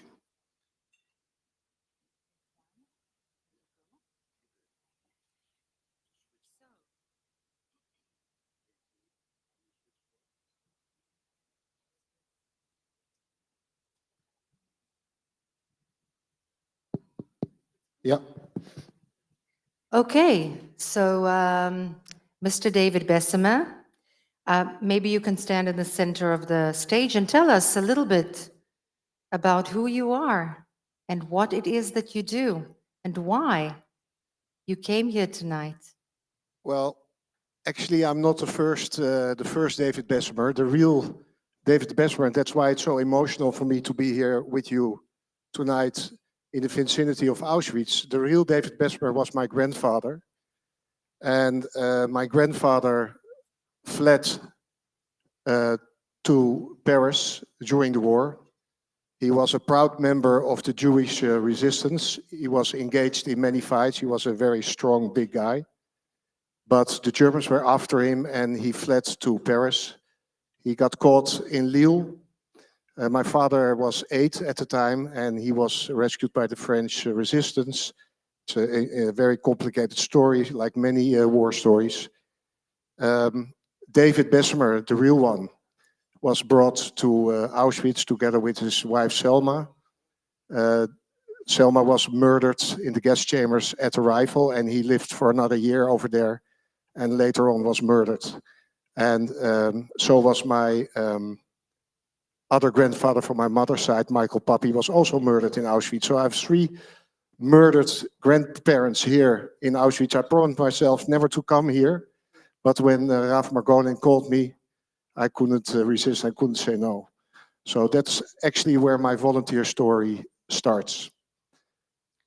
So apart from really causing a huge void in your heart, it also created a mechanism of imagination and a wish to make a meaningful life for the Jewish peoplehood. Please tell us a little bit about Maccabi and what it is that you devote your life to, not only on the professional level, but in sense of your spirit. Well, when I was 8 years old, I was ambushed in a neighborhood by anti-Semitic kids. At that time already, I'm now 59, so it's quite a long time ago. And my father took my hand and brought me to the parents of these guys who tried to beat me up. And he confronted the parents, and he learned a lesson. He learned me a lesson over there. He unfortunately died a few years ago, so he cannot be persecuted anymore for what he did over there. But that changed my life. I joined the security organization, the so-called Misgerrit in Holland. And then when I was 45 years old, I was asked by, at that time, the president of Maccabi World Union to take over Maccabi in the Netherlands. And a few years ago, I was elected chairman of Maccabi Europe. So perhaps tell our guests, what does Maccabi do? What is it? Not everybody is aware of this beautiful factory of imagination, of creativity, not only of sports, but truly of Jewish spirit. Yes, so we're all about Jewish pride and Jewish identity. Maccabi Europe that I lead is active in 38 countries, has 75,000 members. And we organized the European Maccabi Games. We organized it this year in London. Despite many protests, despite many threats we got, we organized it in London. There were over 1,500 kids under the age of 18 years competing with each other. So it was a big party, and it was a very big event. And of course, we have the Maccabiya in Israel next year, 2025, which is still on a green light. And yeah, I think Maccabi gives people a way to connect with other Jewish people next to their religious connection. It gives them a way to experience the brotherhood and to really see that we are one people. So we are very much focusing also on education and all kinds of other important aspects of Jewish life. So basically you're saying that Jews from all over Europe come together and compete in sports, and in that create a unity that often is not found in organizations or amidst people that have so many differences. In sports, it all falls away. Yes, we want to connect everybody. That's why I also, when I started with Maccabi, I said I'm going to do it under two restrictions. First of all, we always keep Shabbat. And second of all the food has to be under the laws of kashrut, because I want Maccabi to be open for everybody, not only for people that are from a Reform, but also from the Orthodox and people who are not religious at all. We all connect, we all bring them in. And of course, for Maccabi, very important is the connection with our state of Israel. That's actually the most important connection that we have. So we learn them about Israel, and that's why we have the biggest Jewish event in the world, with almost 10,000 athletes competing with each other every 4 years in Israel, all over the States. Well, that's beautiful, but you don't only deal with bringing Jews together in Europe in sports, you also go beyond that. And in fact, what happened in Amsterdam recently, you went out of your way to really aid the fans of Maccabi, and you were all out there to help the community with food and with transportation. Tell us a little bit more about that. Well, you know, like all of us, what happened on October 7, we felt as a personal attack when our brothers and sisters were under attack, and we wanted to step up to the plate. And Maccabi in the Netherlands is one of the leading organizations, and we immediately organized a lot of demonstrations, conferences, etc., etc. We also had some very strong events. For instance, at October 7 this year, we organized the We Will Dance Again party, where 600 people attended, and we partied on a boat. The boat, by the way, was canceled 3 days before by the organization who owned the boat, because they they found out that we were a Zionist Jewish organization. So we killed them with our lawyers, so to speak. They're almost bankrupt now, and we changed to another boat. So Maccabi is also about fighting back and standing up for yourself, and to not be afraid of our enemies.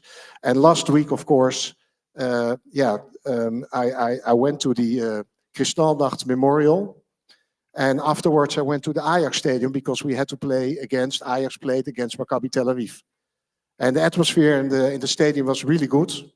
Apart that Maccabi Tel Aviv really got kicked on the togus, naturally, of course.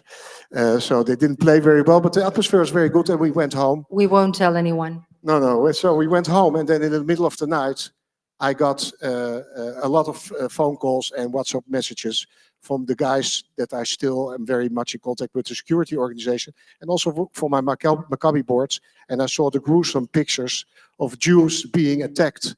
And yeah, like on many occasions this year, when I stepped up to the plate with my team, I felt like it was an attack on my children.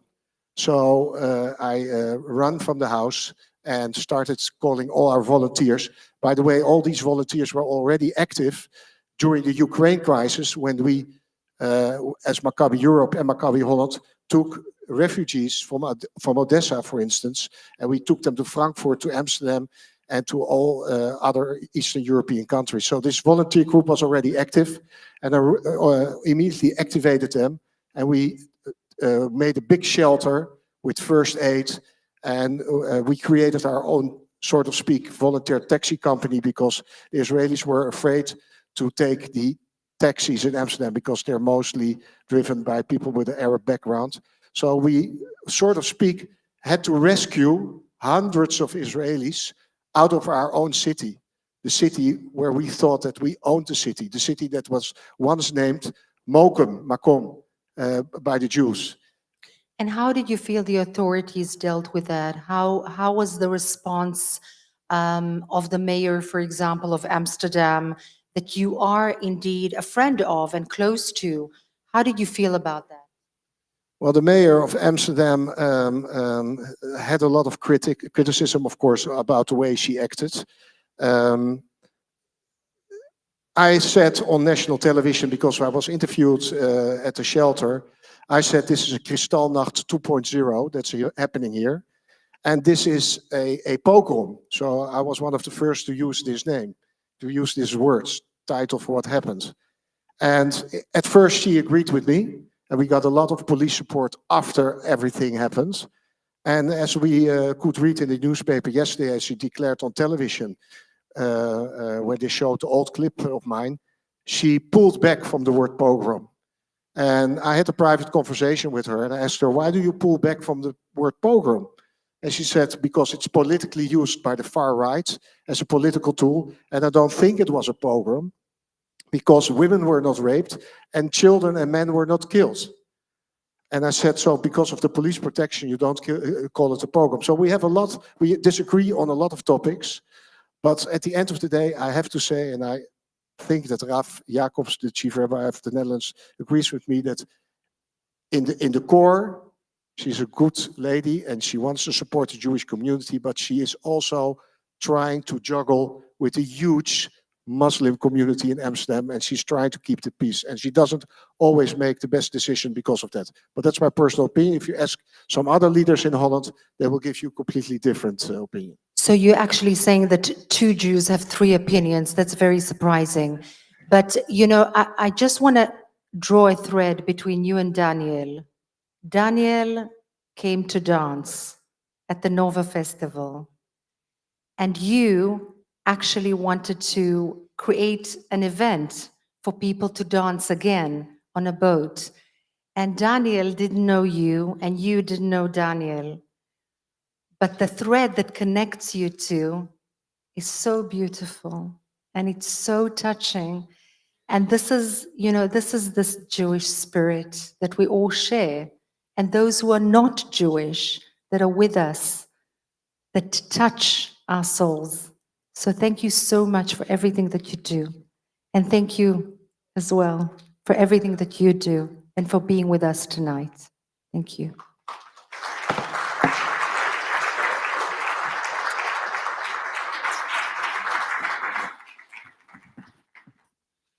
Thank you, David and Ruth. David, please stay where you are for a moment.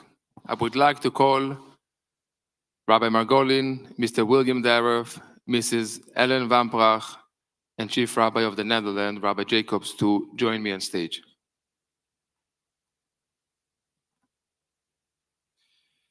David, Aaron was the high priest, was renowned for his kindness. His life's work was the endless and vigorous promotion of peace. So it is only fitting that we award you for all the work you do with the EJA's Aaron Peace Prize. Please accept it now with our gratitude and respect.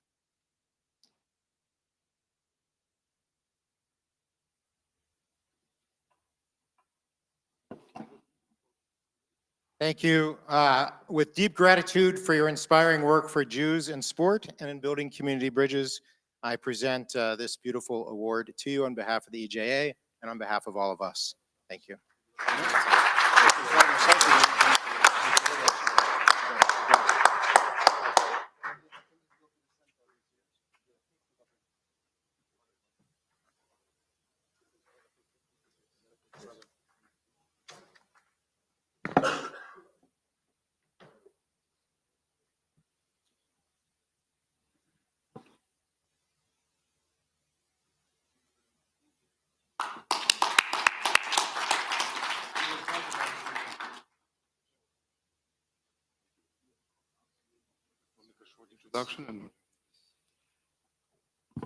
Our next speaker needs a little introduction. Widely regarded as one of the most influential Jews in the world today, he has advised presidents, senators, and the US Congress. He is a regular commentator on TV. He is quoted in the leading newspapers of the world, and he is now Chief Executive Officer of the Conference of Presidents of major Jewish American organizations. It is said that everything is bigger in America. In American Jewry, it doesn't get much bigger than Mr. William Daroff. Please join us.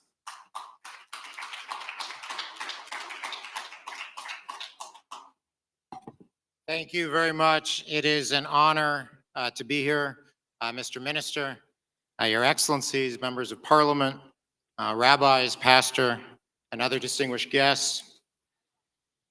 Thank you for the generous introduction, and thank you to the European Jewish Association for inviting me here today. The EJA plays an essential role in growing and safeguarding Jewish life here in Europe. Thank you, Rabbi Menachem Margolin, Ruth Wasserman Landy, Kol HaKavod, congratulations, and thank you for all that you do. What an amazing evening we've had here. I noted the remarks by the minister with the letter from the amazing letter from the president of Poland. We heard from the Baroness with her amazing story of survival. We heard from the pastor showing the solidarity of Christian America and Christians in general with Jews. The heroic Daniel and his brother working to save lives. And David Bessemer working to build peace through sports. It's an honor to share this stage with you all and with them, and let's give them all a round of applause. It's an honor to be with you here in Krakow, a place where our ancestors endured the worst period in Jewish history and were slaughtered en masse. The fact that we gather here as a proud Jewish organization with enduring family lines and thriving communities is nothing less than a miracle. In fact, here in Krakow, nearly 30 summers ago, while we were both studying the history of Eastern European Jewry and the Holocaust at Jagiellonian University, right down the street, I met my wife Heidi, who was a graduate student at New York University at the time. Heidi and I are together here, back in Poland for the first time in a quarter of a century, where we celebrate our two daughters, who are now in their 20s, who are a testament to the fact that Nazis and their predecessors and their successors will not extinguish the Jewish people. Yes.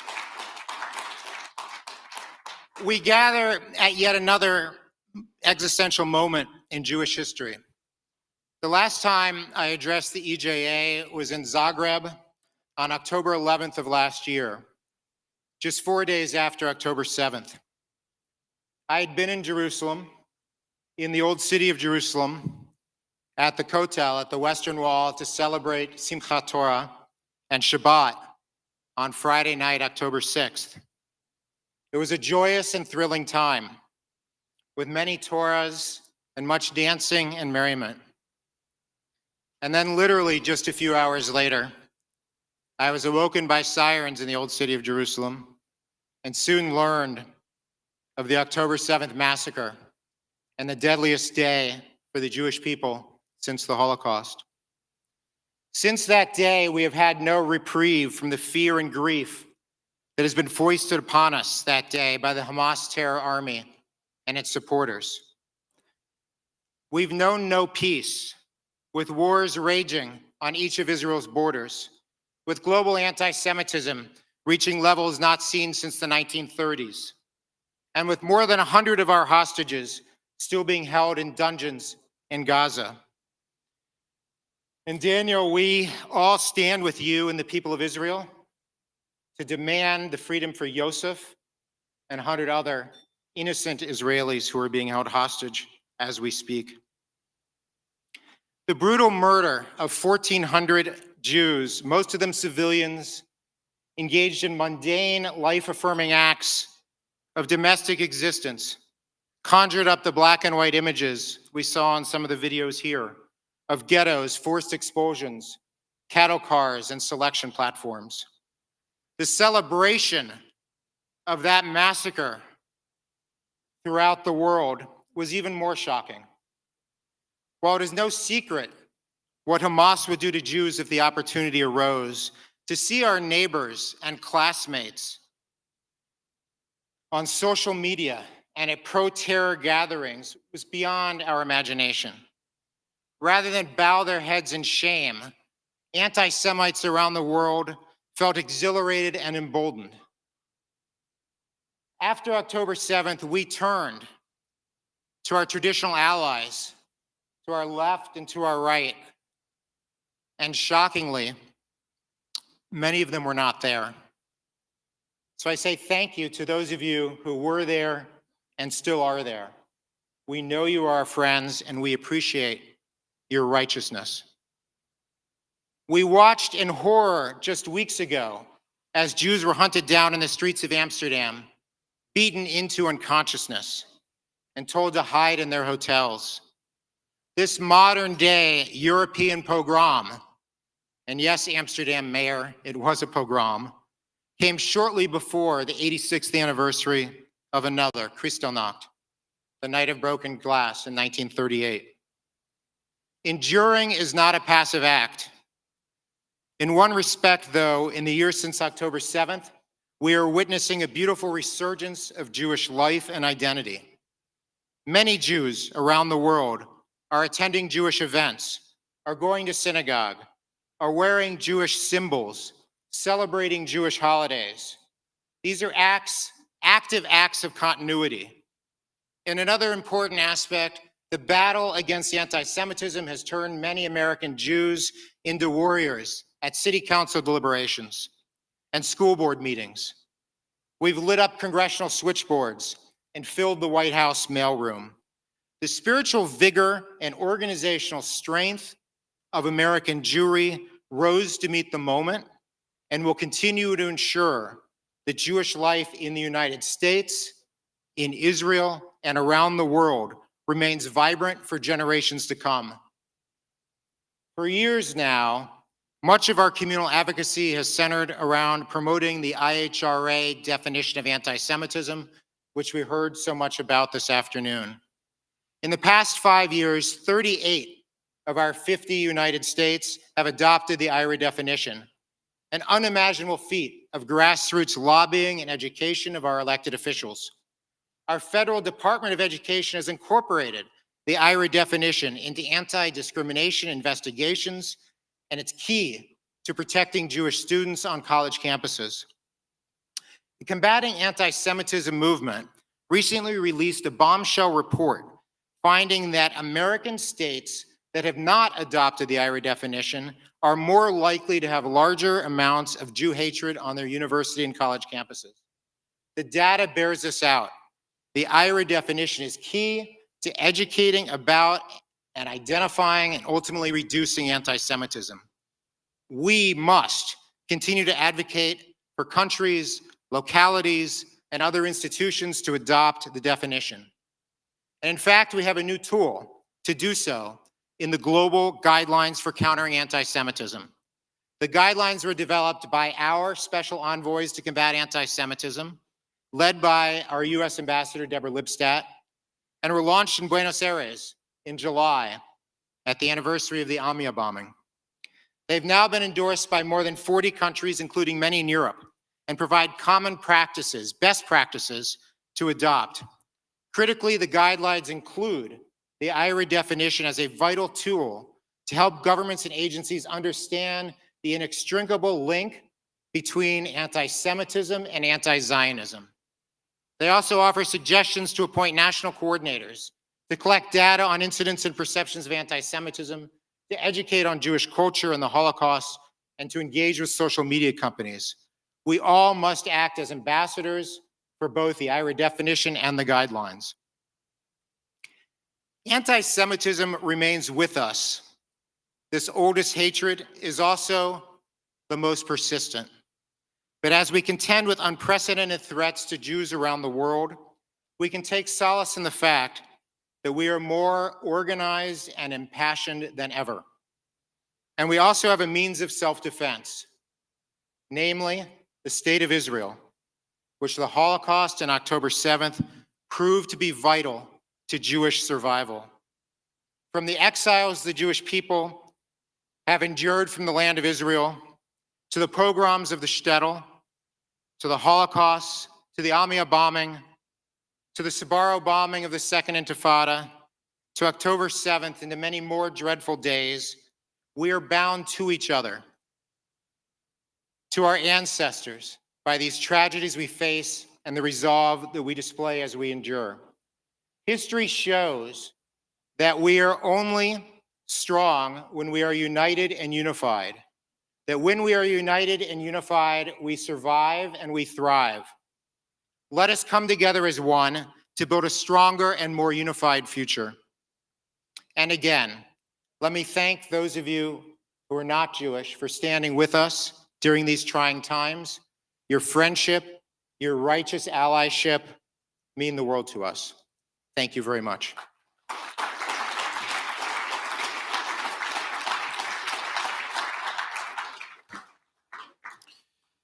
Thank you, William, for everything you do for Jews everywhere. You are an inspiration. Ladies and gentlemen, a couple of important announcements. Firstly, I would like to thank the entire team of the EJA for their amazing work behind the scenes to make this event possible.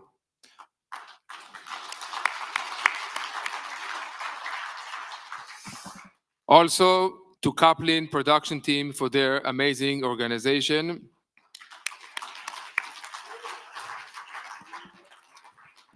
Also very important, breakfast tomorrow morning for those of you who are hungry, starting at 6 a.m. until 7:15 a.m. We ask you to check out, and those who are leaving from Auschwitz straight to the airport, take your luggage with you to buses 1, 2, and 3. Only buses number 1, 2, and 3 are for this purpose, from the camps straight to the airport.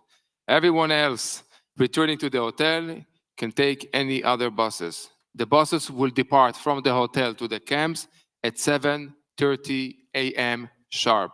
It is very important that we leave on time. In addition, we advise you to dress in warm clothing. Dessert will be served.